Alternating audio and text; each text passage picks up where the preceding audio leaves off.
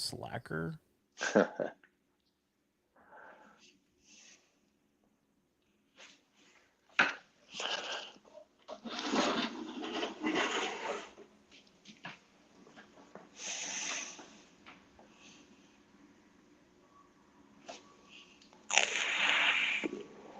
All right, what's going on, guys? We're having some technical difficulties tonight. We don't have a fun intro video for you or anything, and we had some last minute changes. But hey, we're here, so um, welcome to everybody on the stream tonight. We have my friend Tim Lodgen on. Welcome, Tim. Thank you for having me. I appreciate it. Absolutely. Hello, Ashley. Good to see you. Hey. It feels different without having like all the fun intro music and stuff that Carl does. I feel like I should have something going on. We should have done like at least some kind of little music or something as like a little intro. I don't have all the fun like dancing kazoo. music. Electric kazoo. I do have the electric kazoo, and I need to hook it up. I need to work on it, because I'm not as good as I should be. It could be better. I need to polish my kazoo skills. I got some other stuff that I'm working on as well. I got a talk box the other day, and I still can't play it very well, but it is what it is. Progress, not perfection, right? That's right. What's a talk box? I think probably the most recognizable one that people would know is the intro where they do the California love, that little thing. That's a talk box. Red Hot Chili Peppers? Come on. Yeah. Okay. Everybody, come on. Wow. Everybody would know the sound. Or I feel like they should. Maybe you just didn't do a great job. Well, if it was set up, I would show you guys, but I'm really terrible at it, so I don't want to embarrass myself just yet. Progress. I'm gonna wait till I'm like a little better, and then I'll embarrass myself on the live stream. Okay. All right. You got 2 weeks. One job. Two weeks. Oh, see, my wife said Daft Punk. That's another good reference for the talk box. Ah, there you go. Yep. We'll just make it into like a whole musical show. Yeah. Sounds like you need to educate me on some of this music, so. Yeah, I'll send you a playlist after the show. Okay. I'll get right on that. Do it. So how's everybody doing on St. Patrick's Day? I know in the past it's been a pretty booze-heavy holiday for a lot of us.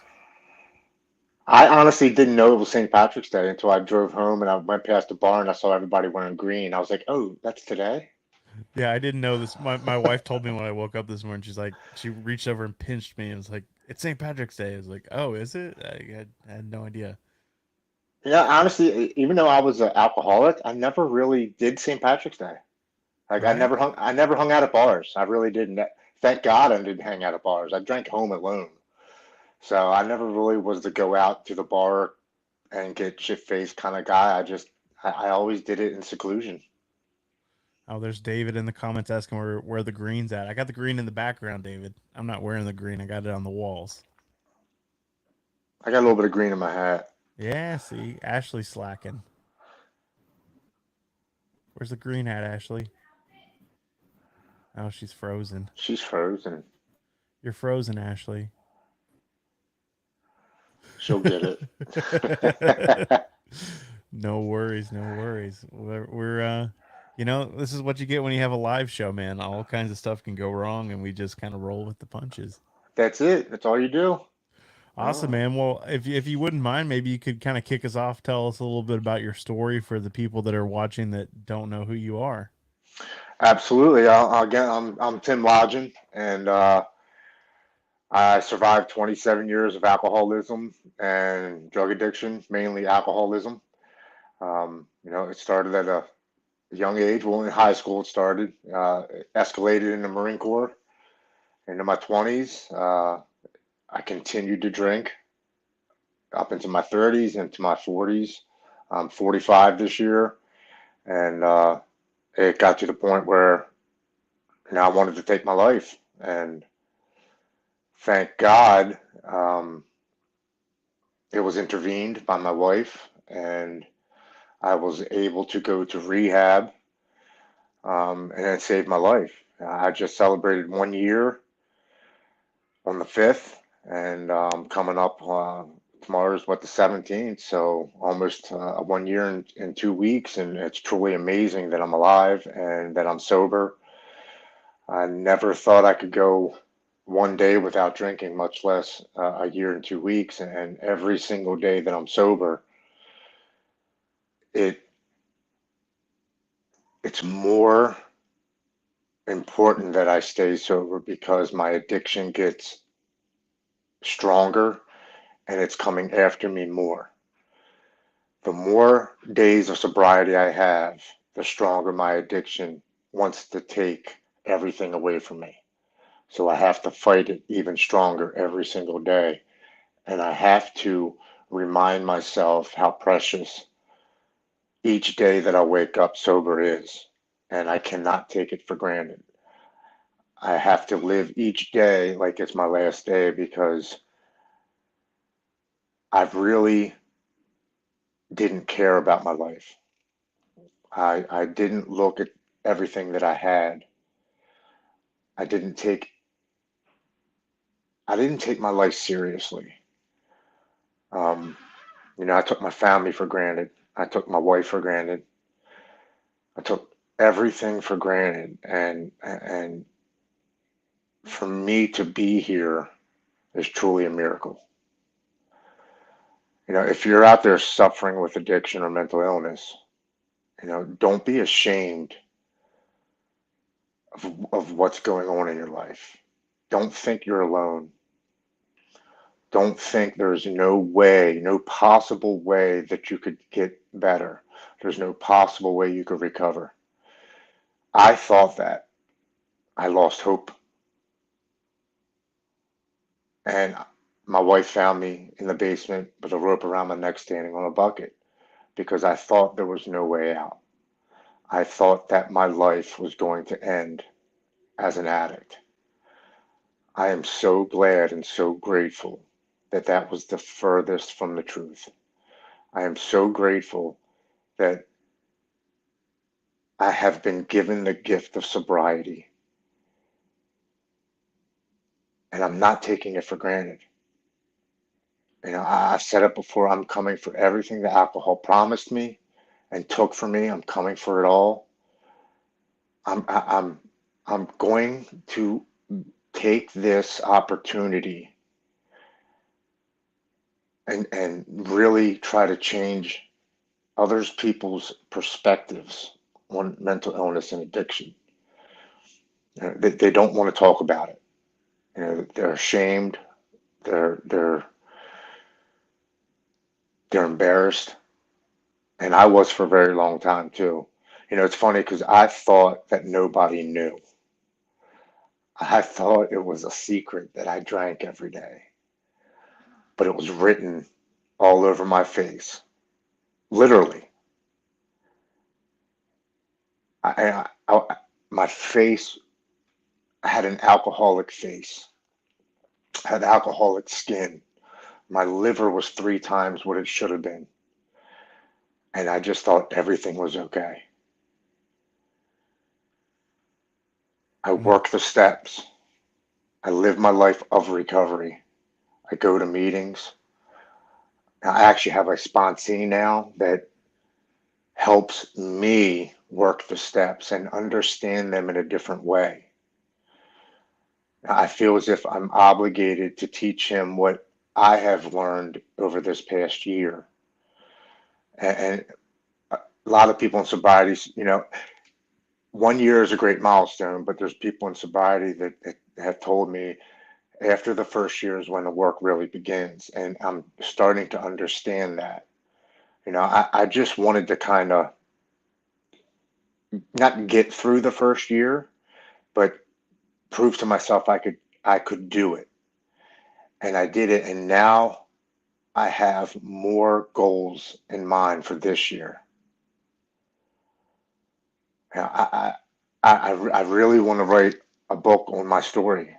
I want to emphasize the word hope to people for them to know that don't give up. You know, you never know what's around the corner.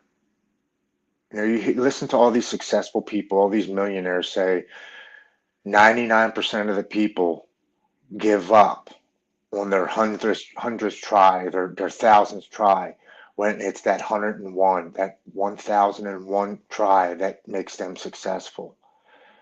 And we throw in that white flag and give up, not knowing that success is just around the corner.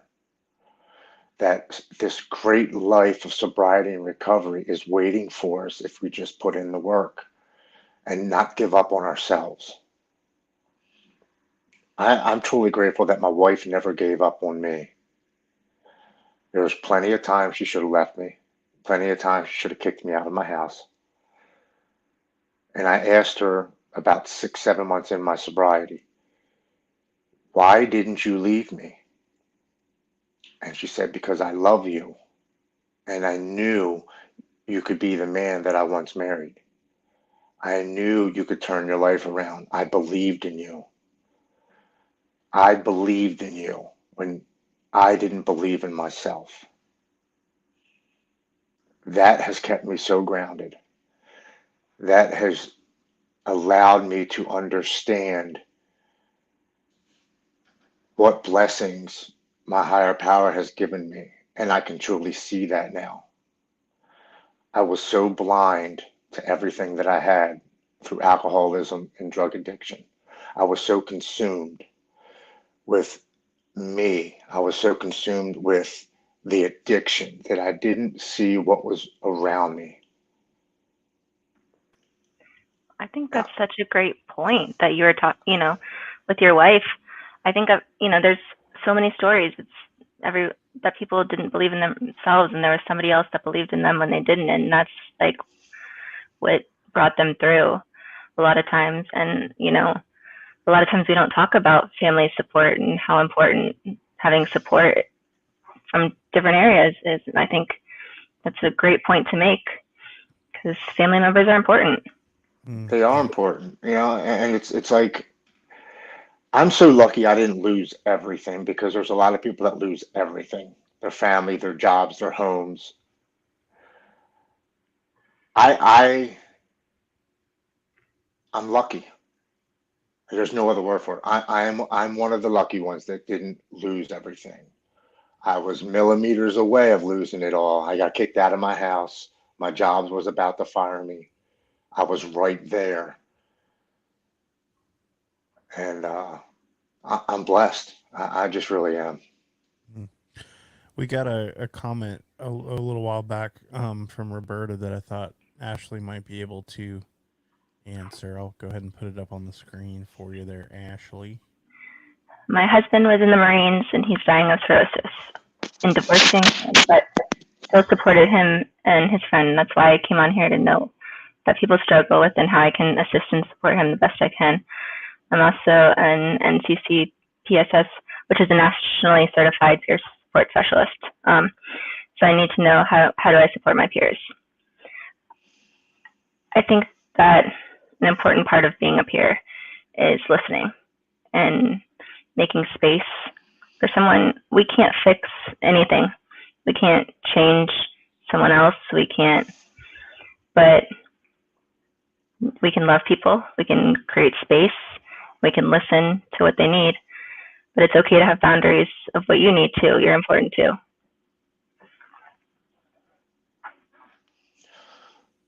Absolutely. That is so true. And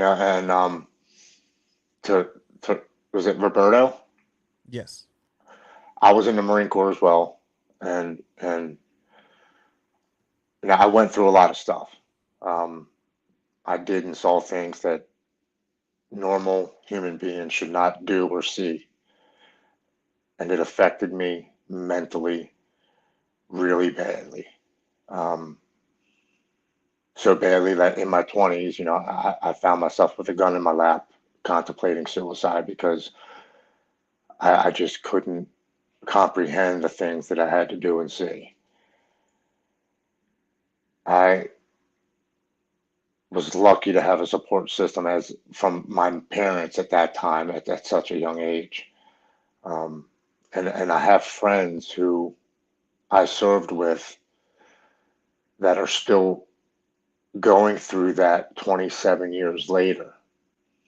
War is not a normal experience for a human being to go through. It's just not. Death is something that happens in life, but it's not something you should bring upon somebody on such a violent way, and it brings a toll on you mentally and physically. I talk to my friends, I share my experience in hopes that it can help them. And I always have an open ear to what they have to say, and I try my best to give them the best advice that I can give them. And I love my brothers. I love the people that I've served with, and that we have a bond that is unmatched.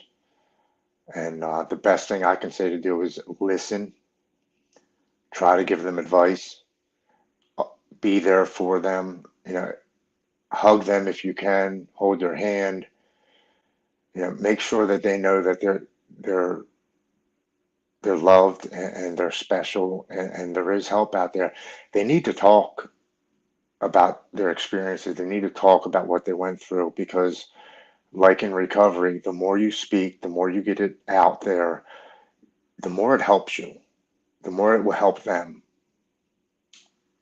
So just be there for them and try to help them as best as you can. And trauma is a hard thing. Trauma, PTSD, the things that have been seen are very hard things.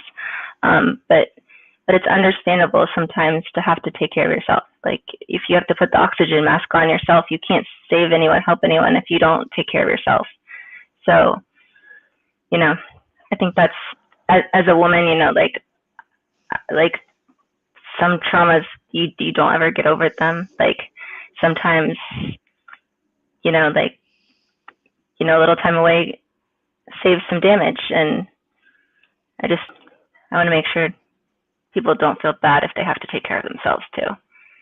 Yeah, absolutely. Like you said, you can't take care of anybody else if you not take care of yourself first. Definitely. And Broken Chains Apparel said my nephew is serving in the Marines right now. Hoorah.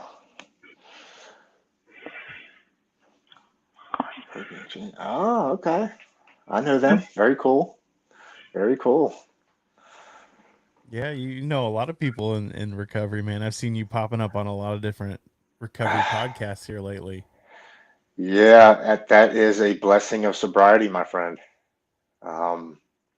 I opened up my inbox this morning. I had 3 requests for me to be on their podcast. I don't know what the hell's going on. I think it's something that I need to do. It's something that I speak with passion and conviction, because this isn't excuse me, but this isn't bullshit. This is life and death. And I'm not going to sugarcoat how bad it was, because it was awful.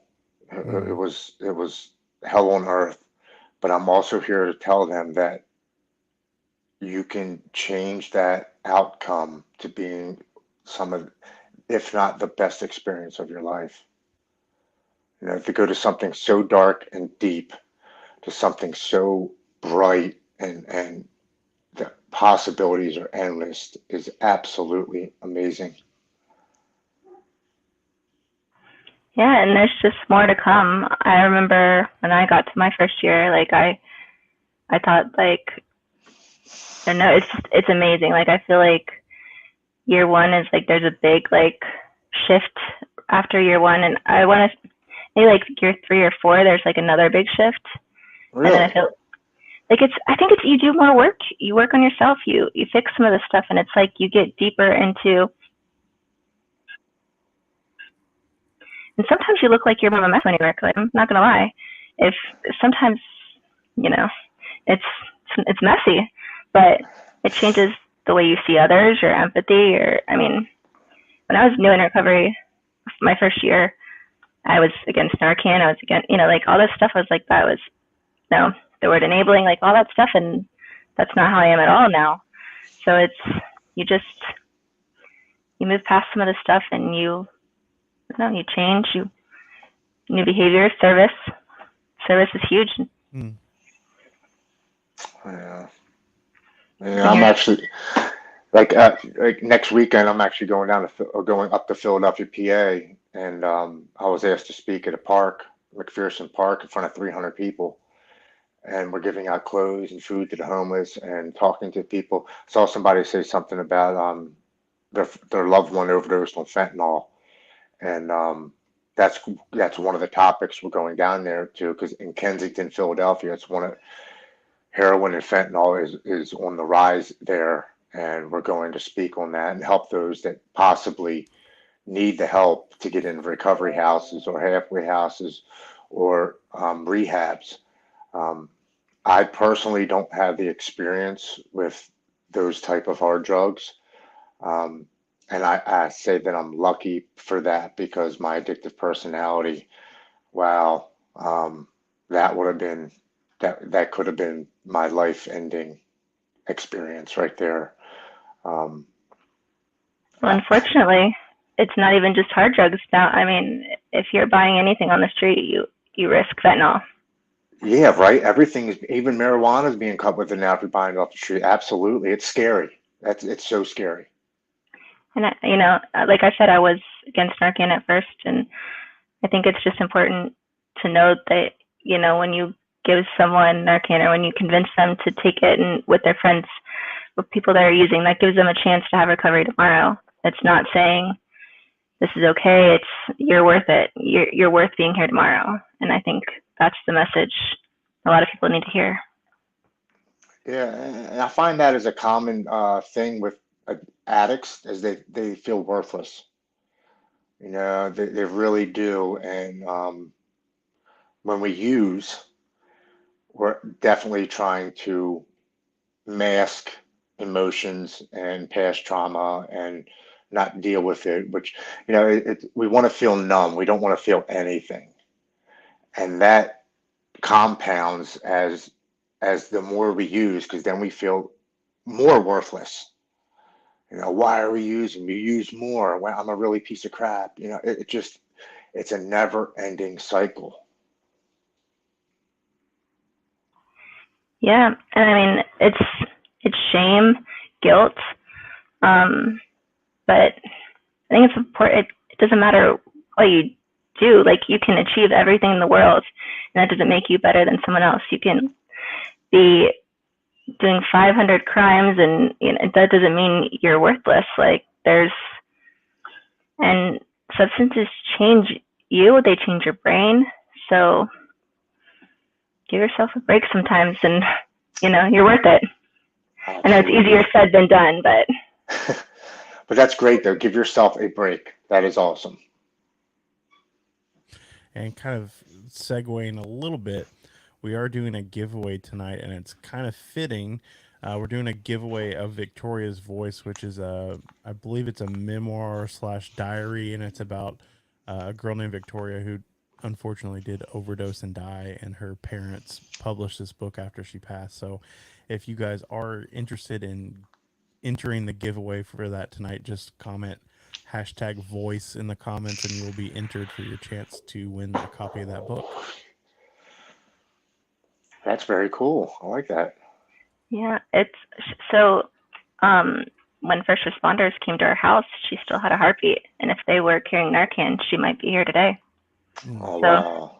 that's why it kind of ties into. Okay. Wow. Yeah, Was she I young? didn't know all the details of her story. Yeah, I think she was 18. Oh my gosh. Wow. Well, they tell you the statistics when you're in rehab about, and I remember sitting there and there was about 60 of us in the meeting, and the speaker was like, look around. He's like, 10% of you will be dead by next year. And I'm looking around like, there's 60 of us. He's telling 6 of us in this room are going to be dead. Well, I just got my 1 year, almost 2 weeks ago, and 4 people that I went to rehab with have passed away this year. It just blew my mind that their statistics were real. It's so scary. Well, and they didn't tell me that when I went, 5 years ago. It was, you'd be in jail or like there was some other options, but it's deadly now. Yeah, and it's not only did 4 people pass away this past year, but there was a group of us that kind of bonded in rehab, that we all sat together, we all told our stories. There was about 12 to 15 of us, and as of my 1 year on the 5th, only 3 of us are still sober. Wow. Yeah, Well, that first year is hard because your it brain is. doesn't make the chemicals the way that it used to. It takes a while for that to restart. I've lost several friends this year. It's been a horrible year. And, it's isolation. It's people not reaching out for help. It's getting used to not seeing that person so you don't check on them the way you would if you were seeing them all the time. It's division. Like everyone's against each other and mad about there's a whole lot of reasons, but and I think that's what scares me the most is each day that I have sober, the shame I would feel if I used again. I think I would become so isolated and so ashamed that I wouldn't want to see anybody, that I would use more than I did before, and that would take my life. Because just the shame I think I would feel would be immense. well, I hope you would give yourself a break and realize that people make mistakes. And if anyone out there is listening, it's okay to not be perfect. Yes. I know it's a message that but guess what? That's why there's chips that, one day, like it's one day at a time. You get to start over tomorrow. Like it's Yeah. more important that you're here. Yeah, and that's what I love so much about the fellowships, is because they don't judge, because people do make mistakes. And their biggest thing is just keep coming back. It's okay. Don't beat yourself up. And then there's no judgment in that, and I think that's really beautiful. Yeah, we need to give ourselves a break and everybody else, Life's hard. Yes, it is. Yes, it is. Yeah, But the good thing about, go ahead, I'm sorry. Yeah, I was gonna say I heard a statistic on another recovery podcast, and I can't remember the exact numbers, but it was saying, I think it's from ages of 18 to 30 in the U.S. Drug overdose is now the number one cause of death, and in just the last 12 months, it's like 28% rise in drug overdose. It's some kind of crazy number. Well, here in Florida, there was 5 or 6 kids on spring break. Was it last week? And then like 2 weeks before that, there was a couple kids at a high school. So it's,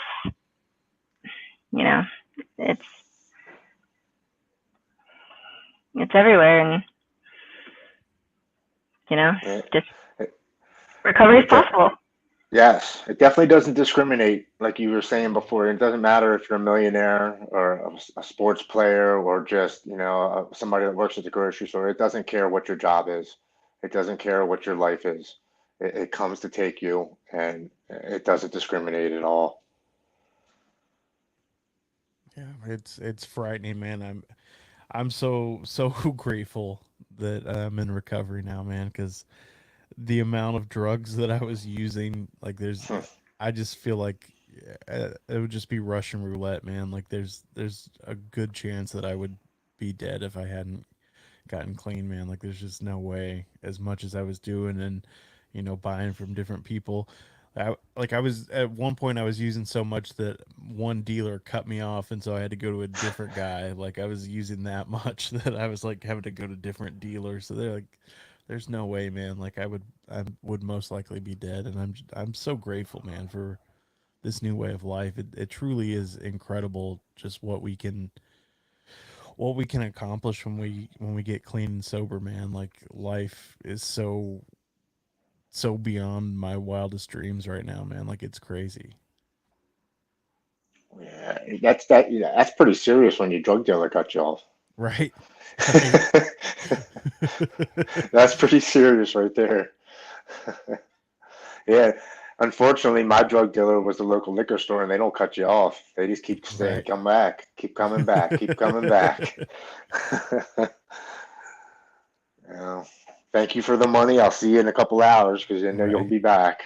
Right. Oh, Yeah. looks like Ashley's having a little trouble with her video there. Is she in a different state than you? Yeah, so Ashley is in Florida. I'm in Okay. Texas, and then the other co-host that's usually on, Carl, he's in California. So we're Right. all across the states. Right. I spoke with Carl last week. I was on. He had me on. Okay, I thought I had seen where you had been on his show.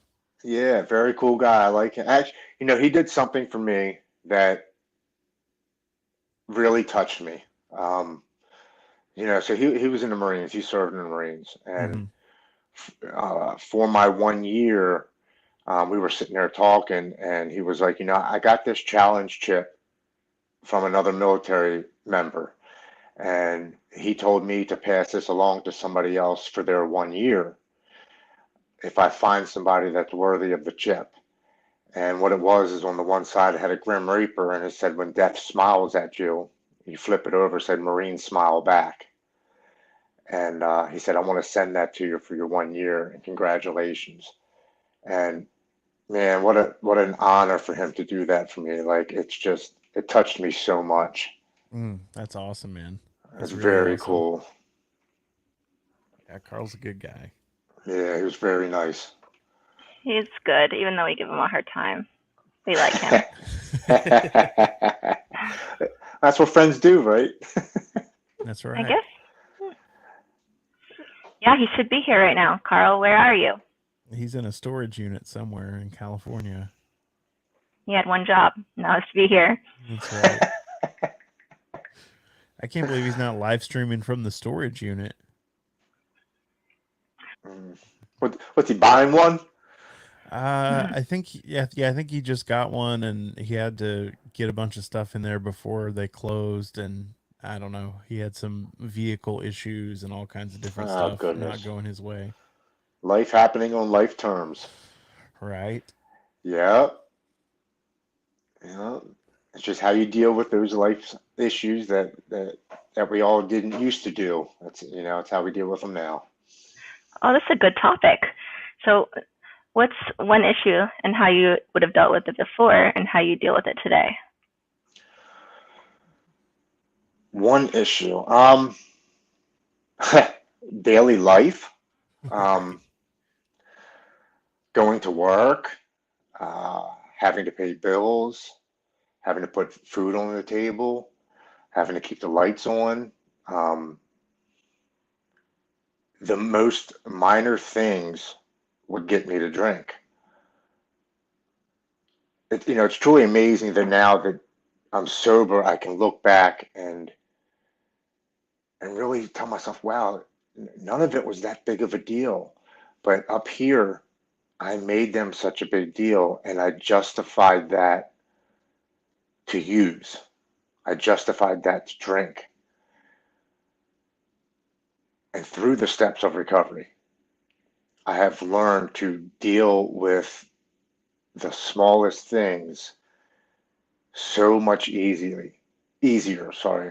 Um, and I never was on a routine. I always kind of flew by the seat of my pants. I always made my decisions on emotions. Um, and now I actually think through processes and I analyze them and I come up with a solution rather than another problem to that problem. And that's been huge for me. I don't put things off to the next day or the week after. I try to hit things head on.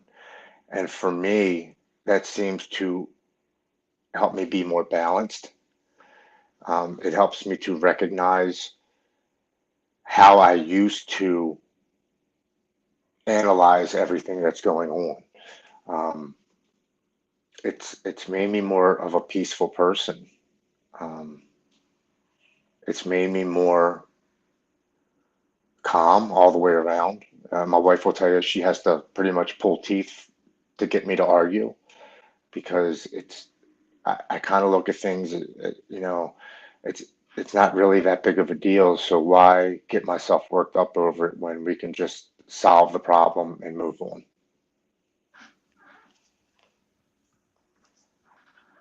Yeah, I agree. Um,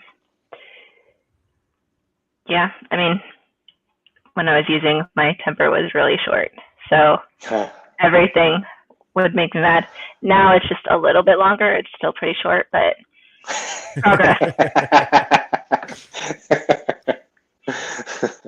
One of the biggest things I did have to deal with when I came back was I have three daughters. Um, my oldest is 24, then I have a 14-year-old and a 10-year-old. And my oldest daughter has seen the best and the worst of her father. And when I came back from rehab after 32 days, um, she didn't want nothing to do with me. She didn't speak to me. She would come in the house and wouldn't even look at me. And that was one of the biggest hurdles I had to get over in my sobriety was trying to reconnect with my oldest daughter and try to have a relationship. And I would say to my wife, why isn't she talking to me? Why doesn't she want to speak to me? And she's like, Tim, you drank and used for 27 years. She's 24. You can't expect everything to be fine after a 32-day stint in rehab. You can't expect everything to be fine after 6 months of sobriety and going to meetings and working your steps. It wasn't until that ninth month of my sobriety and recovery that I picked up my phone one day and there was a message from my daughter. And it said, Dad, I just want you to know how proud I am of you. I just want to thank you for giving me the space I needed to heal because I know you were healing as well. And I just want you to know that I love you and I'm very proud of you. That was one of the biggest gifts I received in my sobriety was the ability to start having a relationship with my daughter. And now we talk. She sends me funny things on TikTok. We really do have a better relationship now than I ever could imagine from before.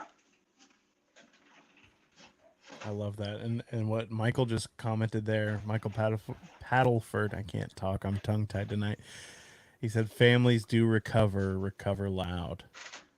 Yes. And that's a great point because it is the entire family that we Mm-hmm. affect. It's not Mm-hmm. just ourselves. Right. But that's something that we don't see until we get sober because we're so focused, at least for my own personal experience, I was so focused on me, and fulfilling my own wants and desires that I couldn't see the damage that I was doing to anybody else. Oh yeah, we're the last ones to see it. Mm-hmm. Well, I We think are the we see the hurt that we had, and nobody understands what we're going. But we don't see the things that they're suffering with it, and if we're not talking to them or they're not able to communicate the way they feel because trust has to be rebuilt, and we didn't lose trust in one night, we're not going to get it back in one night. And I mean, I know when I first got into recovery, I was fighting for custody of my kids, and my ex was keeping them from me and all this stuff, and I didn't think there was any chance. And someone's like, I promise you, just keep putting one foot in front of the other, you will have everything back and more. And I have custody of my kids. That they're with their dad right now visiting, but they're here in Florida a majority of the time, and they were right. So just one foot in front of the other. You never know what you're going to get back. That is so awesome. I'm happy for you. That's great. Thank you. Yeah, that's huge. And that's exactly what my friend said to me when he got me into rehab. He's like, go to rehab. I promise you, everything that you've lost, you'll get back 10 times fold. He was like, it just takes time.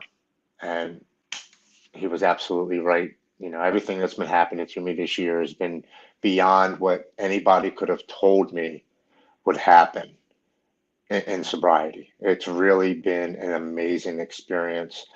And I don't dwell on the fact that my story of addiction was 27 years long, because now I realize that that's what I had to go through in order to be as grateful as I am for everything that I had, because I wasn't ready before, and I wouldn't have taken it this seriously, and I wouldn't have realized the gifts that I've had in my life, and I wouldn't cherish them as much. Yeah, it's amazing how grateful you can be for, I mean, I've told the story a million times, but it's like, you have, your sponsor makes you write what you're grateful for, or let them know. And then you're like, have a hard time finding one or two things at the beginning. And then like the longer you do it, it's like you have all these things, and then it takes you 20 minutes to think of them all. And then there's no way you could name them all. And then it's like, I have air conditioning. I am really happy and grateful. Like, it's like everything it changes the way you see everything. Yes, your perspective changes so much. It's awesome. Yeah.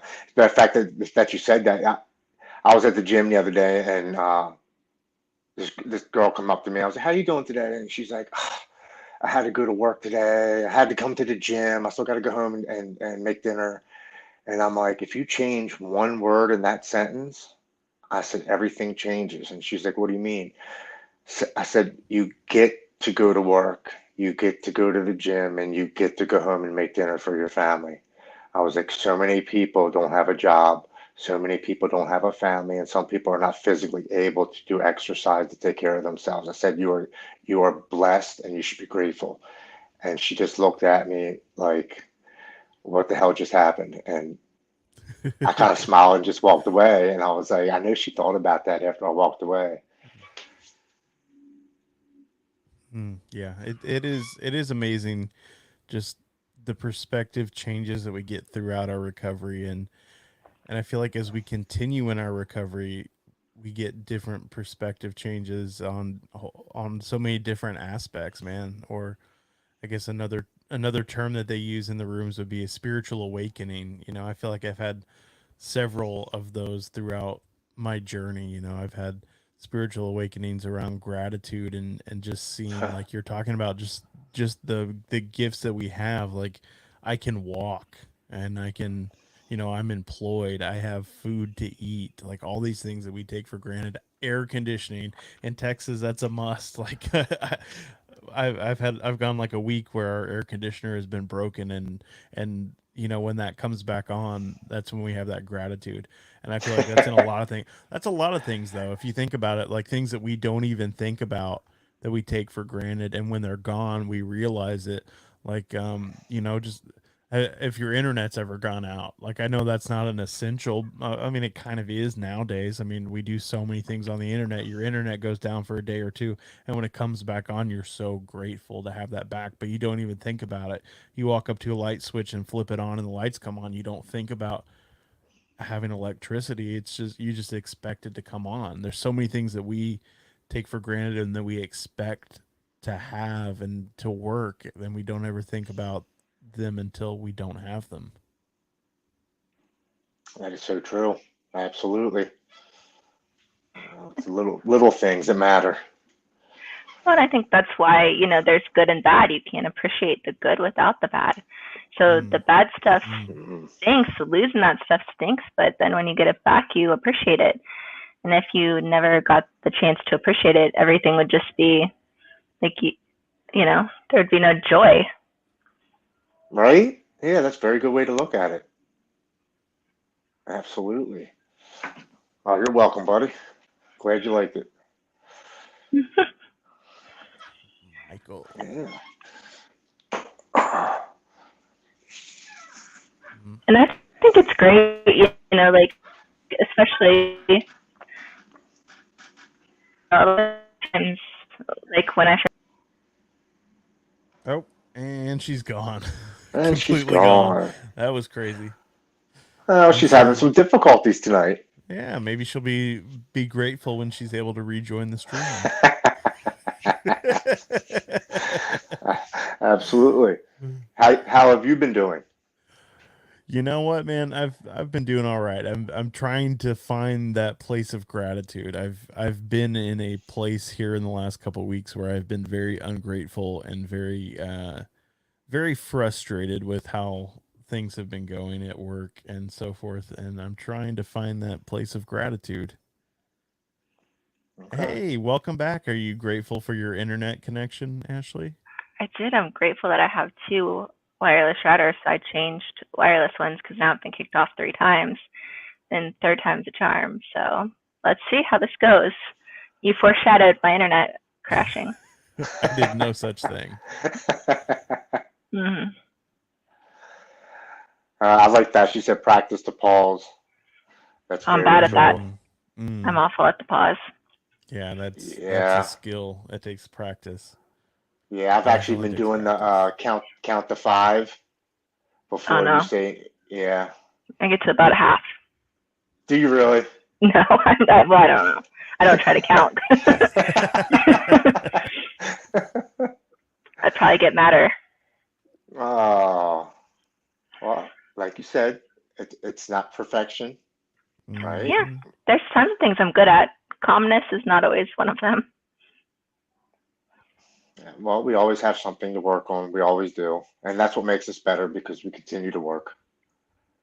It's true. It's true. I was talking with another guy in recovery earlier today, and it was Jason Rudine. I'll do a little name drop. He was on the show a few weeks back, and he was talking about he just got a little over 2 weeks off of cigarettes, and we were talking about now he's vaping. I've been vaping for a while. It's like you get one addiction kicked, and then it's like there's always something else, man. There's always room for improvement. I am guilty of that. I actually never smoked before in my entire life, and I picked up a vape in rehab. Um, I had a bad situation in rehab. I'm not going to go into it, but I didn't like this person in rehab, and my anger kicked in, Mm. and my emotions kicked in, and I wanted to physically harm this person. And somebody came over to me, and she was like, "Here, hit this vape." I'm like, "I don't smoke." She's like, "Just hit it. It will calm you down." So I did it like 2 or 3 times. I was like, "Okay." I said, I get it. And now it's been a year, and I've been using it. And I told myself on my 1 year I would stop, but this thing is actually starting to go up. I go to use it, and it doesn't come on sometimes. It doesn't charge sometimes. So when it's done, it's done. I'm not going to go buy another one. Mm. And I'm gonna stick to that. I'm not ready to give up my Diet Coke yet, so there's no judgment for me. Right, right, right. And I'm gonna try my hardest. one day I'm gonna do it, and I'm not gonna plan it because you plan it, you stress. So I'll never get to try that again. Or what if I did? Nope. One day I might get rid of it. Yes. Oh no, not Diet Coke. Just regular Diet Coke. Straight rat poison is the best flavor. Yes. I've tried Diet Coke a couple times, and I'm just not. I'm not a Diet Coke fan. Yeah, that bitter aspartame taste. That's where it's at. See, I do Diet Sprite. Yeah, Sprite Zero is not bad. Yeah, I mean, and I do it specifically because I drink water all day, and for my dinner, I gotta have some taste. I can't just drink water with everything. And the Sprite Zero's got 0 calories, 0 sugar, it's got zero everything, and that's kind of my treat for the day. So I'll take it. I've been doing a lot of the sparkling water. That's a new one for me. But I'm a Texan. I gotta have my Dr. Pepper and my sweet tea, man. Oh, that's my daughter. Love Dr. Pepper and sweet tea all day long. Dr. Pepper. It's so good. I'm with you, Ashley. I can't do it. I cannot do it. That or root beer. I can't do root beer. No, no, that's gross Oh, too. I love root beer There's something too. about that. Mm. You I like can, that too? You said, Brett? Oh yeah, I love root beer. I can Ah, taste it. You talking about it? But there's so many varieties of root beer. No. I've gone into it a little bit. Like there's almost as many varieties of root beer as there are like uh IPAs or something. Like there's a whole subculture of people that are like root beer connoisseurs. okay. There's a hobby for everything, isn't there? There sure is. There's a More community power for to them. everything. No, my wife is in the comments posting throw up emojis about Dr. Pepper. She's not a fan, but she's also not a Texan, so Okay. it's in my blood. Chrissy, that's good. It's good. Is that big down in Texas? Yes. Okay. It is a staple. It was made in Texas originally, and it's a staple here. Okay. Did not know that. I lived in Texas for 5 years, so I understand Texans a little bit. Okay. But I've never been that far south. It's It is south, right? World. Mid. different It's a world, whole nother world. for sure. Okay. We're a very prideful people. Yes. Yeah, everything's bigger. I like your laws on I don't know if it's eye for an eye, but I like the laws down there for, you know, concealed carry and all that kind of good stuff. I'm with that. You don't even have to have a permit anymore. You can carry anything, pretty much. Swords, long guns, What? pistols. Yeah. Well, that's pretty It's crazy. the Wild West down here, man. Literally. Yeah, it just went into effect a few months ago. Wow. Okay. Hey, up here in Maryland, the only way you can have a concealed carry is if you own a business and you would have large amounts of money on you, like going back and forth to the bank for deposits. So if you're a drug dealer, you can have a gun. That's Oh, like what that law sounds. Yeah, I mean that doesn't apply to them. You know, they can do what they want. Large amounts of money, right? Right. Making deposits all day long. You can do like carry a gun fishing. Like if you're going fishing or coming back, you don't have to have a concealed. I don't know all the gun laws. I've never touched a gun, so I'm not gonna act like an expert. But Okay. You never we're a touched Republican a gun? state. Nope, never. Not even picked it up. Well, come over for a little field trip or something, road trip. No, I'm not scared of them or anything. I don't know. It's not my thing. That's since we're talking about that, that's one thing that sobriety has allowed me. My wife now feels comfortable for me to own a weapon, where for so many years I couldn't have one in the house because she just didn't know what I would do with it, how I would use it, and rightfully so. My anger, my irritability, my mental status. Um, she had every right to do that. And just recently, within the last 2 or 3 months, she was like, you know what? I feel comfortable with getting something for the house for home protection again. And I don't think I have to worry about you now. And that was just so awesome to hear that from my wife. That's awesome, man. And I agree. I don't think I really had a whole lot of weapons when I was using, which is probably for the best. Because I was pretty unpredictable. Yeah, absolutely. You know, especially for me. I mean, I have a very, I have a short temper. Not recently, not over this past year. I've learned the word patience, which is something I'm really grateful for because I've never had patience before in my life. Um, but you know, one thing that they said in rehab, they were asking is anybody here road rager? You get mad driving? And I was like, oh yeah, I definitely get mad at people driving. And the one thing the man said was, that person that cut you off, did you ever think that they just got a phone call and their mom passed away? Mm. Or their daughter or son was in a car accident and they're going to the hospital? And he said, now, 9 out of 10 times, that person's probably just an asshole, but there's a chance that that person just got some bad news and he's just trying to get home to his loved ones. Mm. He's like, so just focus on yourself, get where you have to go, and don't let those type of things bother you. And I've had to use that a couple of times on the road, 100%.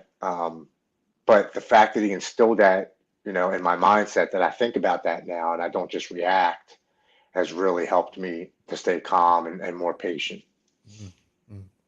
That's a good tip, man. I spend a lot of my day driving and I get pretty irritated at times. It's easy to do. Yeah, it definitely is. I think that's when I curse the most, probably, is when I'm driving. Oh yeah, for sure. Technology and driving, those are the two things that short fuse. Mm. Mm-hmm. Yeah, I stopped commenting on other people's posts. They quickly turn into unnecessary arguments for no reason, because at one point it just goes to who's right and who wants to get their point across, and the topic in which you were discussing completely goes out the window. Oh yeah, yeah. I totally agree, man. I don't talk politics on social media. I don't anything that I know is going to be an argument, I just avoid, Yeah. especially on social media. I mean, how many times have you ever seen someone get into a political argument and by the end of it, like in the text thread, they've changed their mind? Never. I've never seen No. that happen. So it's like, why even try? That at that point they just want to get their point across, and then the name calling starts, because that always happens, and you're not even talking about the topic at hand. You're just back and forth calling each other names, and it's just like, what the hell just happened? Yeah, it's moms do that to each other too. Like, I don't know if you're familiar with like moms groups and stuff, but I mean, they'll bash each other for a picture of their, child with the seatbelt just off a little bit, instead of educating them, another mom, and saying, hey, do you know that this is dangerous if you do it this way? Can you, here, you can educate someone and change them, but as soon as you come at them a certain way, they've stopped listening. Right. And moms are mean to each other, and it's so sad, because it's a hard job. You need support. You need some other people that know what they're doing, because you feel like you don't know what you're doing half the time. And I mean, that's anywhere though. I see it on recovery groups and stuff where people are arguing about 12 step versus, a different program, or I mean, pretty much it's just like we were talking about, there's a hobby for everything. There's an argument for everything too. It doesn't matter what it is. There's always going to be an opinion. someone that's negative, and yeah, there's always going to be an opinion. Yeah, I actually got in my first argument at a recovery group last week, and the gentleman was like, I haven't seen you during the week. Why don't you come to the 6:30 p.m. meetings? And I'm like, well, because I'm working. And Mm. by the time I get home, I go to the gym, then I come home and I eat dinner with my family. I go to my meetings on the weekends. I go to one on Saturday and two on Sunday. And for me, it kind of like ends my week, and then Sunday begins me for the next week. So it kind of like, it gives me, it's a good balance for me. And that's what I told him. I said, it just works for my schedule now. And he was like, well, those weekend meetings suck. You need to come to the meetings during the week, because that's the cool meetings, and Mm. I'll just see you when you relapse. I'm like, what the hell just happened? I'm like, what works for you doesn't work for me. What works for me doesn't work for you. I was like, it works for my recovery. It works for my schedule, and it keeps me balanced, mind, body, and spirit. So that's what I'm going to continue to do. Yeah, and it's good that you're at a place where you can say that. So many people would hear that and feel either mad or worthless, or like so many different things. It's so sad.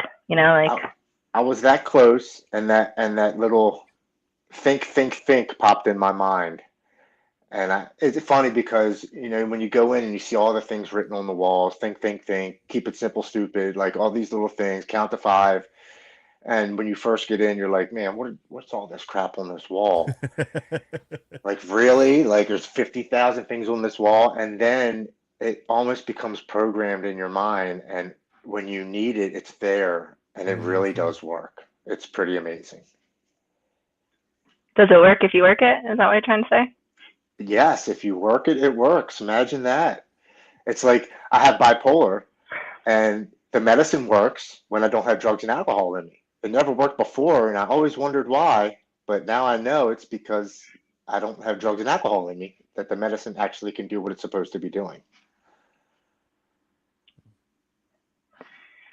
Yeah, I love all this. There's a slogan for everything, or a saying for everything in recovery. We're saying people. Yeah, I feel like I've talked about it. I've talked about it twice today already, because I talked with Jason earlier, and then I was talking with Carl, and I was listening to a different recovery podcast yesterday, and they were talking about the think sign, and the guy was telling the story, and he said, I never understood that, and so I asked my sponsor, what's with this sign that says think? Why does it say it 3 times in a row? And he said, my sponsor told me it's because my first thought is wrong, my second thought is wrong, and my third thought might be right.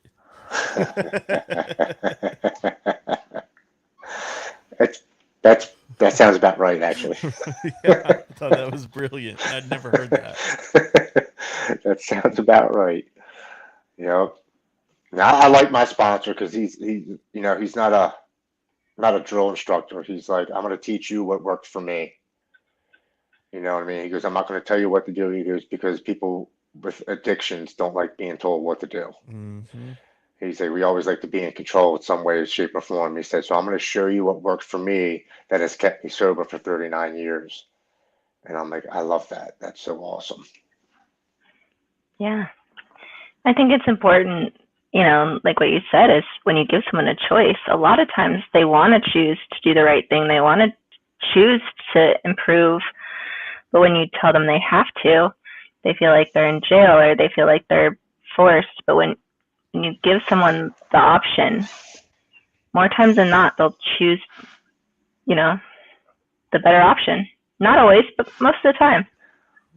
Yeah, but like you said, it's having that choice. That's a big deal. It really is. Mm-hmm. Yeah, and to me, I've always felt this sense of rebellion, like from probably like preteen, even now in my 30s. Like I have this sense of rebellion in me, man. I don't know if that's addiction or what that is, but that I think that drew me to like punk rock and stuff when I was younger, and even today I still listen to it. But just like that stick it to the man kind of stuff. Like there's just something in me that I hate authority, and I want to be rebellious. Anarchy. Right. I feel that way too. It could be what I want to do, and someone tells me, you need to do this. Oh, it's off. Like, Yep. That's not happening anymore. Uh-huh. And I'm going to make sure that it's not happening too. I can relate 100%. I definitely can relate to that. Now that you said that, I've done that plenty of times in my life. I have to remember that as a parent. I'm like, how do I feel when I'm being told what to do or be lectured? Like, okay, that doesn't work for me. It's not going to work for them. Let me try something different. And I still don't get it right all the time, but at least, you recognize, hey, this definitely doesn't work. Let's try something that might. Yes. And that's good that you understand that and you recognize that. I'm just going to log that one away, because I haven't gotten to that point in parenting yet, because she doesn't listen. She's not old enough to really. Oh, they don't ever start listening. Don't worry. No. Good to know. Things change, but not that much. Nope. Nah, I'm actually lucky. My girls are really good. My oldest one is a female version of me. So she's done what she's always wanted to do, regardless of what we told her. But our middle one, like a month ago, she's like, can I dye my hair pink? And we're like, no. She's like, okay, no problem.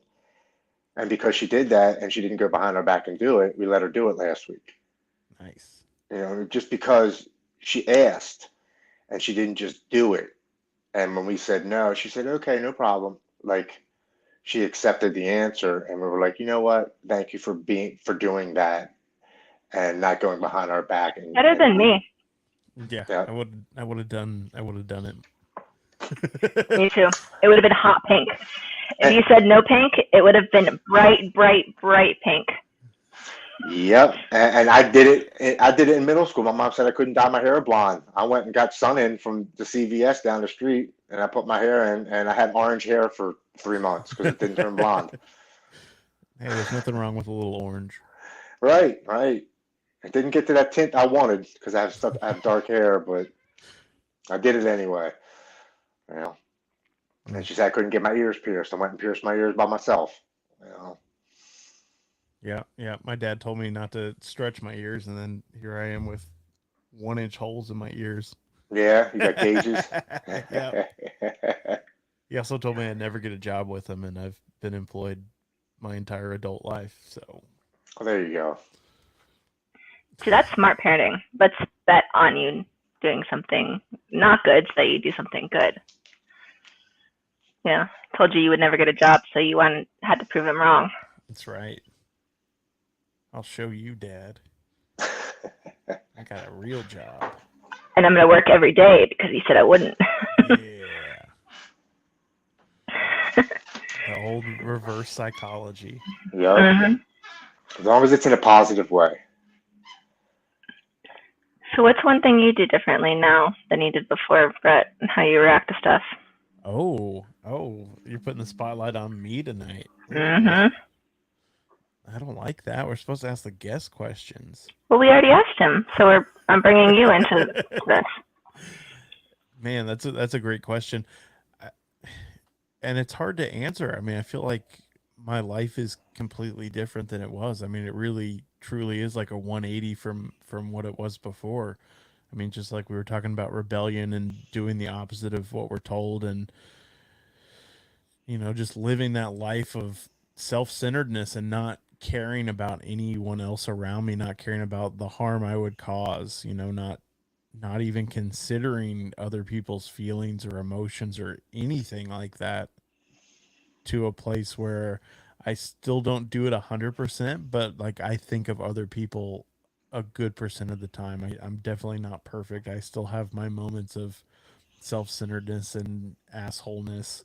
But it's a lot better than it was, and kind of going back to the beginning of the episode, finding that place of gratitude. Here in the last week or so, I've been in a pretty ungrateful place where I've been angry and bitter and not in a great mental place. But, for the most part, I tend to have a pretty positive outlook on life. And before, I was always the negative person, looking at all the bad things, looking at everything that was going wrong, throwing my own pity parties. And, today, for the most part, I'm a pretty positive, upbeat person that's grateful most of the time. Well, I'm grateful that you're grateful most of the time. So now you have to tell me 5 things you're grateful for so that we can. I'm grateful for. Oh man, Are you my sponsor now? Nope. Do I need to call Ernesto and tell him that he's been replaced? No. Man. Girls can sponsor guys. But That's right.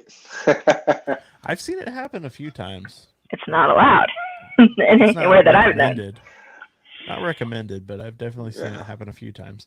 5 things I'm grateful for. All right, I'm grateful for my wife. I'm grateful for my daughter. I'm grateful for my job that I almost quit on Tuesday because I was so pissed off. I'm grateful to have a house, and I'm grateful that when this live stream is over, I will have food to eat. Boom, 5. There you go. Good job. How do you feel now? You feel a little more grateful? Yes. Yeah. Okay. Okay, Ashley, it's your turn now. Yeah. All right. What are you going to ask me? The same question. Same thing. 5 things you're grateful for. Okay.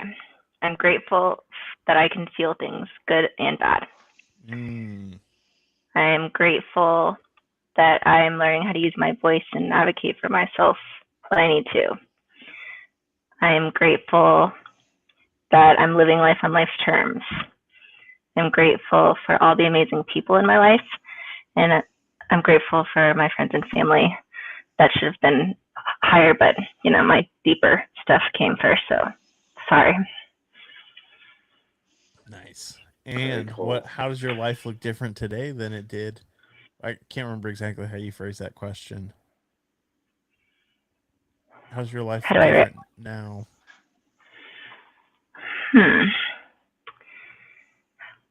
Well, I'm going to use some stigmatizing language so forgive me. When I was being crazy before, I didn't recognize that I was being crazy. Now, when I'm being crazy, I can recognize it and fix it. Sometimes I fix it before I get there. Sometimes I recognize, that's not a healthy thought pattern. But chaos, when you're living in chaos, everything's chaos. And so, it's just, life's not like that anymore. I'm grateful for that too. Good answer. Good answer. That is a really good answer. All right, Carl, your turn.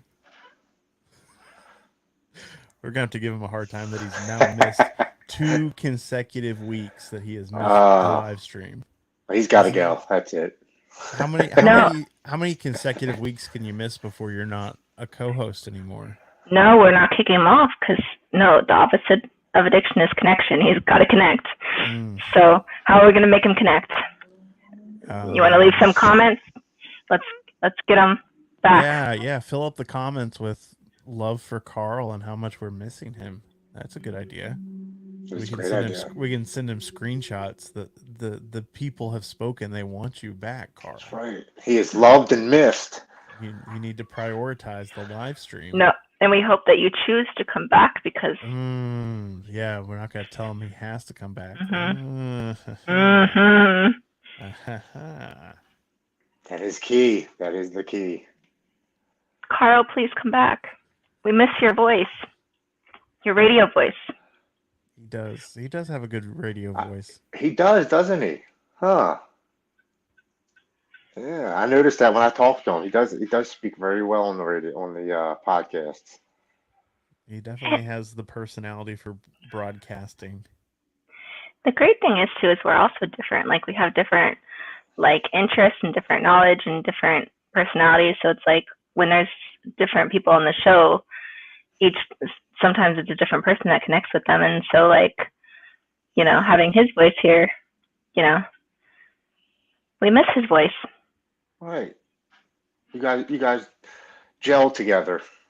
We do. We're the Three Stooges. The Three Amigos. Oh, there, yeah.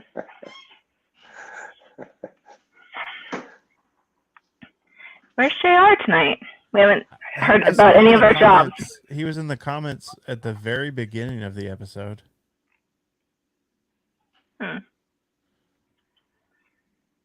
Children don't come with manuals. That is very true. And the Dr. Spock and all that stuff that they used to think was like the Bible was totally not right either. So even if there is a manual, it's probably wrong.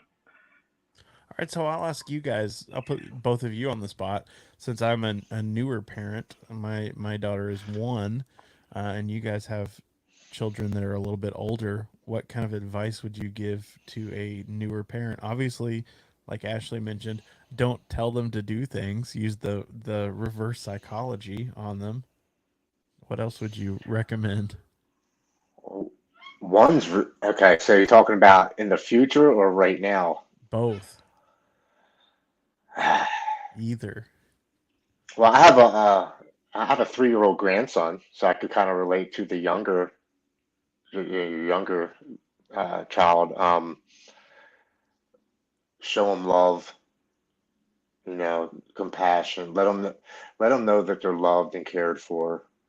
Don't yell at them. That's huge because that actually brings on anxiety, panic. They feel that tension in their bodies, and they'll grow up. Like if somebody yells, it will affect them the older they get. So, I don't spank. I don't hit. I've never hit any of my kids. I've never spanked any of my kids. Um, I grew up a different way. My mom beat my ass. My dad did too. Um, and I never liked it as a child. And I remember that still to this day. So it always made me realize, just correct them in a proper manner. Show them, don't say you're stupid. Say what you did wasn't a good idea. Um, just show them respect as you would want done to you. Mm. I don't yell at my kids anymore. I did when I was drinking a lot.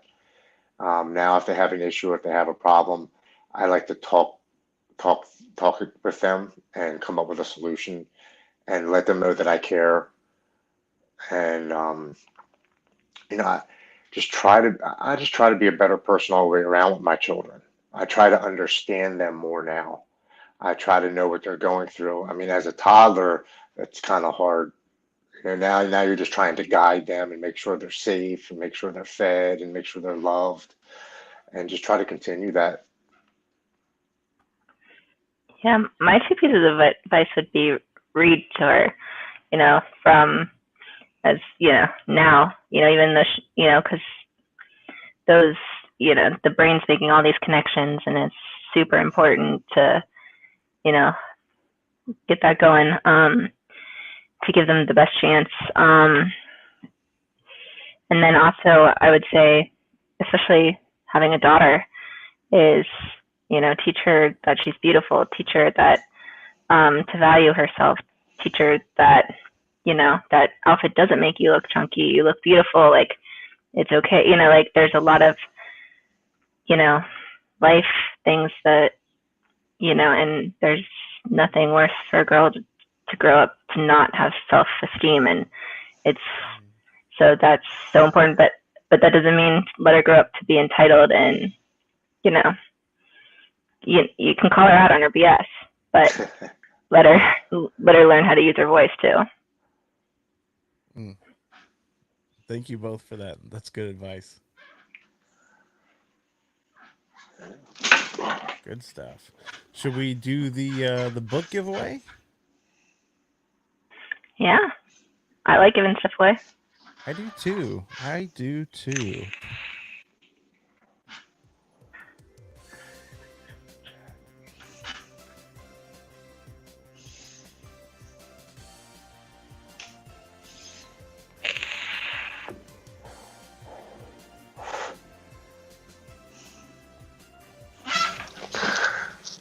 And the winner of Victoria's Voice is Heather Connolly.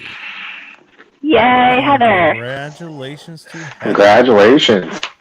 She is one of the admins on the Facebook group. Very she's cool. amazing. She's amazing. Awesome. I'm gonna have to send me how to get that. I like to pick that up myself. I'll even take a look at that. Absolutely. I like to try to. That's one thing I have picked up in my sobriety is reading more. Well, if you're looking for books in the recovery realm, Ashley Grimes is your shaman. Yeah. Okay. Last week's guest, you gave him a whole list of books to read. Yeah, I have a whole shelf just of recovery books. That's one very whole cool. shelf, and it's it's not just one row; it's like 2 rows deep. That's my recovery shelf. I also have a shelf of recovery books, but I've only read about half of them. I'm good at buying recovery books. I'm not good at reading recovery books. Oh, there's another one. These are just ones that are within reach right now. They're not on the shelf. Yeah. Well, I can grab a recovery book that's not on the shelf. Okay. It's the destigmatizing language workbook that I was telling you about the other day, Ashley. Ooh, Oh, Very someone's cool. someone's doing some work. yeah. I've already read it cover to cover. Ooh, was it eye opening? Nice. It was good. It's a short read. You can do it pretty quickly. So Okay. so what's one term that is stigmatizing that you didn't realize or that you hear being used a lot? That's a good question. I hear the word crackhead thrown around an awful lot, even if it's not in reference to someone that is using crack. I feel like that's just a term that a lot of people use. There was also a really interesting scenario, and I've gone through that as well, where somebody describes an object. Like, I think the example in the workbook was talking about, like being at a family dinner and someone describing a dish as like, oh man, that's as good as, fill in the blank, whatever drug. Like, just kind of how some people can throw around those terms just, without even thinking about the other people that are around them. And I still struggle with the whole stigmatizing language topic as well, because I come from a 12-step background, and we use what is considered stigmatizing language in our literature and in our meetings and stuff. So I still kind of struggle with the whole stigmatizing language. Like, I see, like, on one hand, I'm like, yeah, I understand that it might be harmful. And then on the other hand, I'm like, just toughen up. Like, I don't know. I have a hard time with it at times. 50-50. Yeah. I see the benefits of it, but at the same time, if I want to call myself an addict or an alcoholic, like, I'm going to. Right. That's so funny because somebody told me that the other day. Like, I was like, he asked me, "What do you say?" And I said, "I'm a person in long-term recovery." You're one of those? Yeah. Sorry. You're one of those people? Yeah, and I was thinking about that too. It's like, yeah, I'm in long-term recovery, but if it's a just for today program, like, my brain, I overanalyze stuff too. I think it's different when you say it about yourself.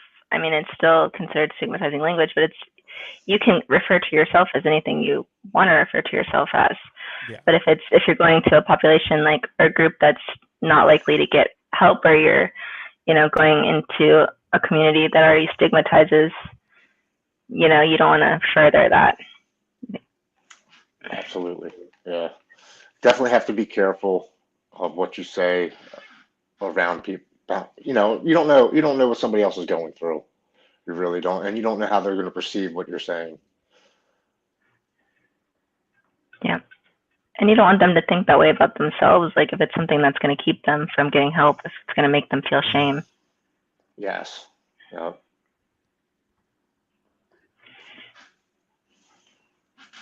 Absolutely. Do you have a bird? Or is it like a chair? I hear like I a. think it's his Oh, it chair. might be my foot. Oh, I hit. okay. I'm actually up in my grandson's room, and there's all kind of like stuffed animals, and he's got his little toy right here. I think my foot hit it. It's the only place that's quiet in this house. Like, if I go downstairs, there's kids running everywhere. He's playing with his trains, TV's on, my daughter's on her cell phone, my other daughter's on her iPad, or watching something on YouTube. And anytime I do podcasts, I come upstairs, I shut the door, and it's nice and quiet. It's nice and relaxing. You might pretend you're doing a podcast even if you're not, right? I haven't thought of that yet, but that's a great idea. Yeah. I come up here and read or something. Yeah, don't say My that daughter out got this loud. really cool. She got me this really cool journal. It says "Get sober, write about it, and tell the world." And I've been writing in here, and I've been finding time for myself to write down certain things that I've, just came across, things that really touched me, and so I found that to be very healing and positive in my recovery. Yeah, that's awesome. Another one of our like sayings or jokes is that you either write a book or you go back to school when you're in recovery. So you said you wanted to write a book. Yeah, there you go. And when she handed me this, I'm looking at it, I'm like, it's got about 200 pages. I was like, I'm gonna have this full by the end of the year. Oh, you're getting me in trouble with the wife. I'm on her side. Whatever the fight is, I'm on her side.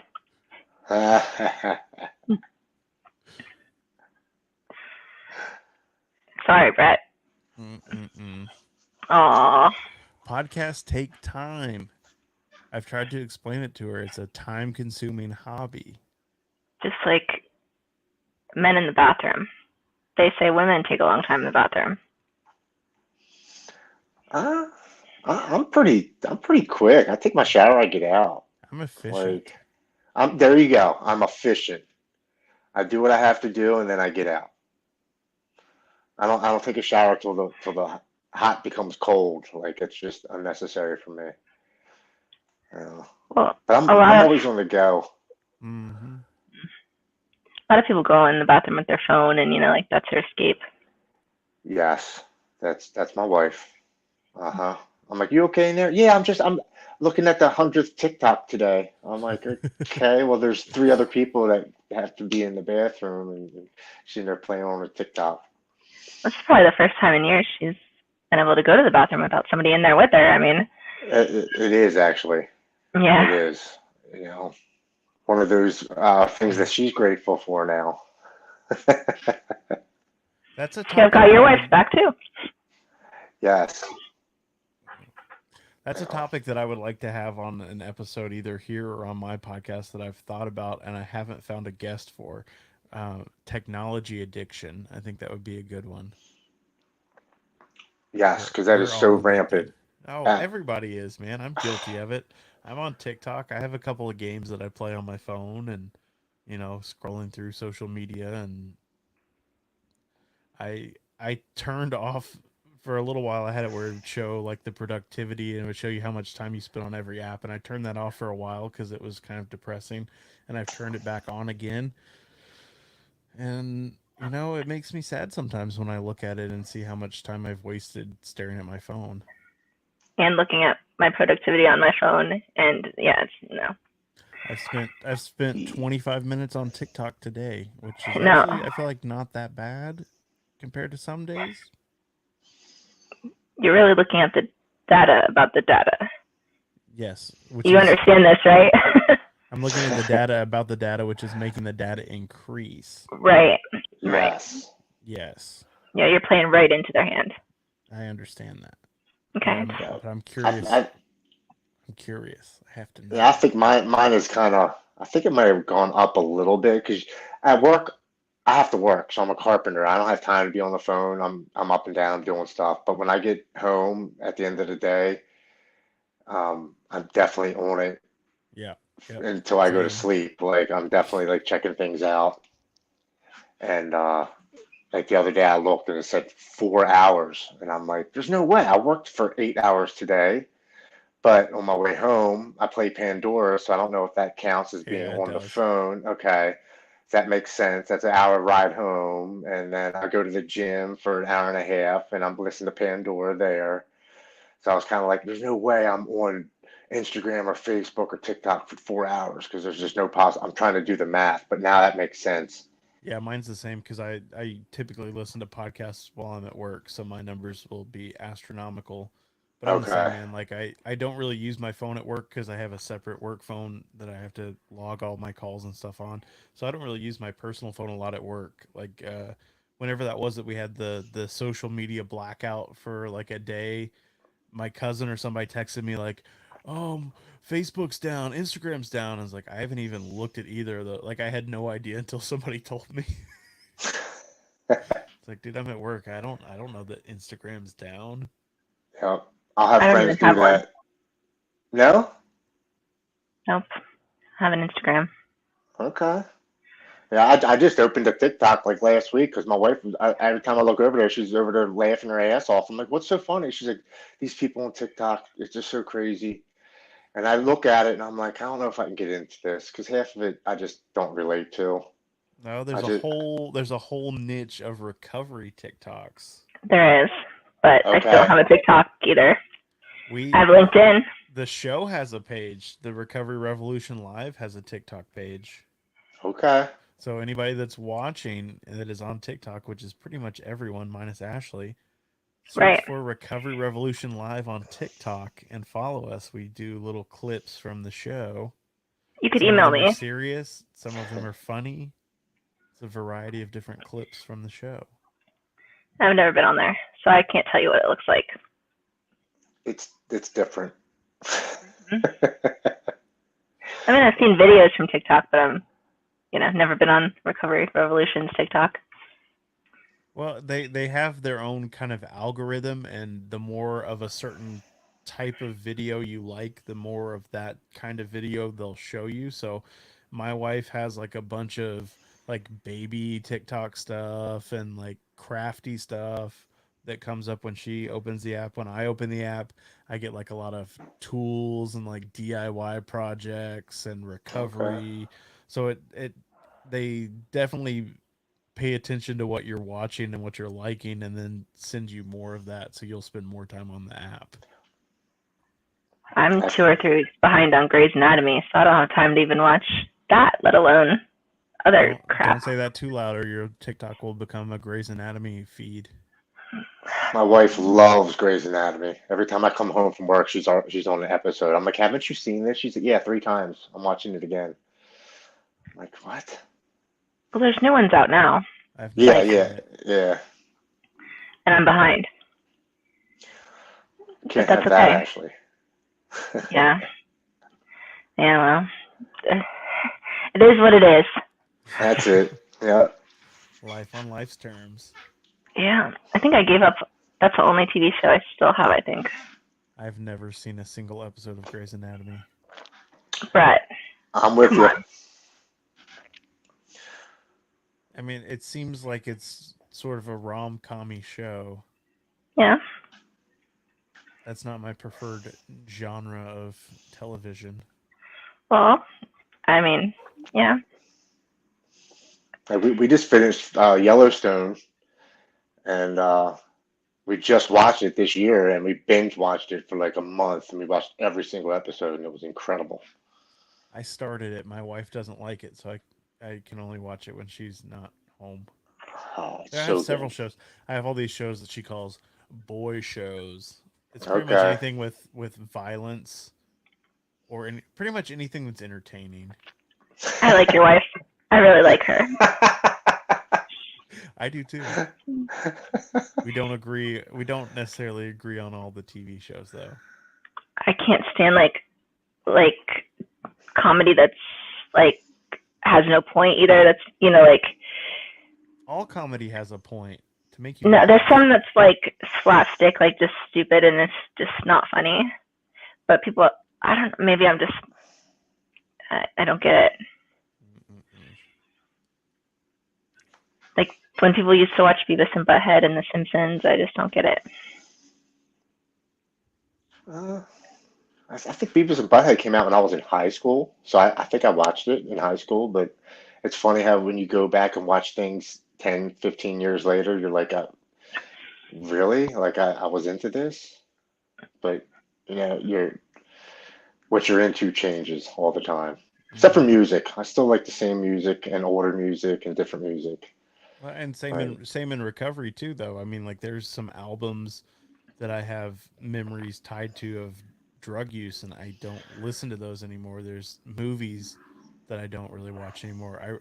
I loved Fear and Loathing in Las Vegas when I was using, and I only watched it once in recovery, and I guess it's still a good movie, but there just wasn't the draw like there was before.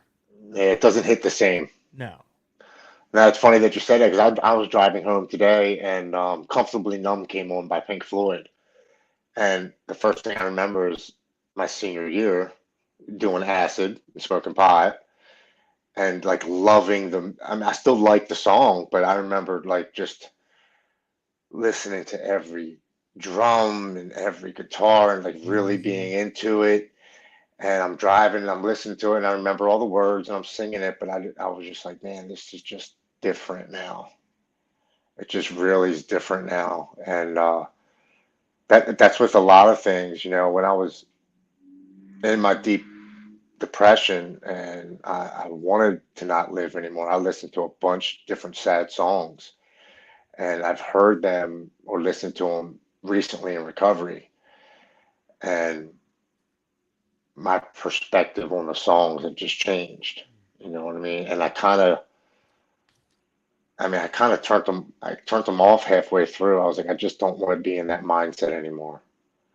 You know, it just didn't fulfill me the way that it did during the time that I needed that song. Mm. Oh yeah, I feel that with breakup music. Like, there's definitely like a time when you need breakup music or gym music too. I had gym like lists too that like Yes. pump you up and make you want to work out. And then, the man hater songs when you're breaking up. So I feel you. Yeah. One of the staff members at the rehab said, everybody deserves a sad song, but you only get two in a row. After you listen to two sad songs in a row, change it up because everybody's got you got to have emotions, you got to have feelings, you got to be sad every once in a while to think about some things. But she's like, limit yourself to two back-to-back sad songs and then switch it. Oh, it wasn't sad. It wasn't sad. Like, one was a Demi Lovato song. It definitely wasn't sad. They're angry songs. Yeah, she's got some songs. Yeah, Are she you does. gonna share your playlist with us? I don't know. I wonder if anyone can guess what the Demi Lovato song is. We'll play some don't trivia know. in the comments. Yeah, I was gonna say I don't know her songs. I was gonna don't say know if I a knew title them, of I a would single guess. song.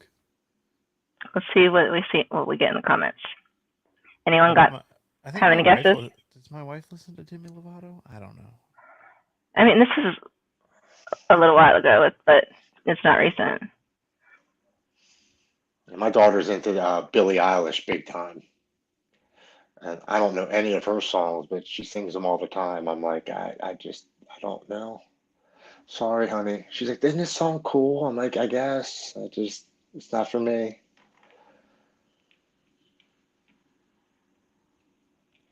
So my wife is a Demi Lovato fan. Okay. And she's another one who's going through a lot of addiction and mental illness problems. Who spoke out about it. Yeah, we watched the documentary or little mini series a few months back that she put out. Okay. I liked it. It was good, huh? I mean, I think it's different.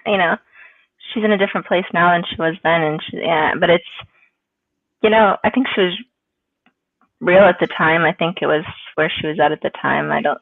By the time it came out, I don't think she was still in that same place, but Right. And that's the gift of graduating and learning about yourself and moving on, not staying in the same place, staying stagnant. Oh, Ashley posted a YouTube link. What is that to? Is that your sad Demi song? it's not sad. Your Sorry, not sorry. breakup song? Okay, I've heard that song. Okay. Okay. I don't know if I know that one. And we probably can't play it on the broadcast without getting in trouble. It's a copywritten song. Oh, am I allowed to post a link or no? You can post the link. We can't play the audio on here. Otherwise, I would play the song so other people can know it. I'm sure everybody else knows it. I just don't know Demi. Your wife said, "Dang it, I should have guessed." That was our first guess. Yeah. That's funny. I just like putting her picture up there because they got the little matching hats on. Oh no, your daughter's so cute. Very cute. She's ridiculous, man. And she's right there where she's about to start walking, and I know that things are about to change dramatically in the house. Yes. She's at the point where she can stand up on her own without holding anything. She'll just stand there, and then she falls. And then just any day now, she's gonna put one foot out and just start, and then it's game over. Yeah. All your drawers, all the doors have to be locked. Right. The problem is she knows she's cute. Yeah. She does know she's cute. That's okay. Let her enjoy it. I am moving for 1 second. Excuse me. Okay. The wife is telling me that the grandson has to go to sleep, so I have to change atmosphere. Hey, if you need to go, we can wrap things up. We're already at an hour and 40 minutes. Yeah. Okay. And Brett, it's dinner time. It is. I'm hungry. It's almost 9 o'clock. It is almost 10 o'clock. Woo. Yes, it's 9:47 for Right. me. Me too. Absolutely. Yeah, so if we don't mind, yeah, let's do that because she's texted me twice in the last 30 seconds now. Whew.